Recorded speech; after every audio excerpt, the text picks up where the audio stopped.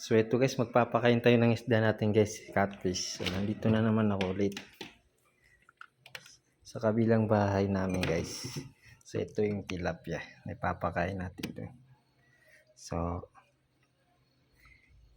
ito isang piraso lang muna guys. Tapos hugasan natin guys. Huwag natin pakainin na malamig yung catfish natin guys, kasi baka magkasakit.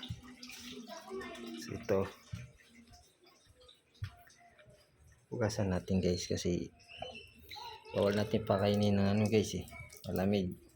Sa lahat ng mga nag-aalaga dyan, huwag nyo pakainin na malamig yung alaga nyong isda, kasi baka magkalagnat, baka mamatay yung alaga natin guys. So tanggalin natin yung lamig hanggang sa sumakto yung, hanggang sa wala na yung lamig. So ayan, okay na.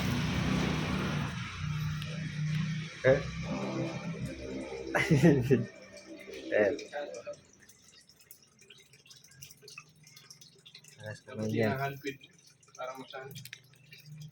Ayun na, inigiruan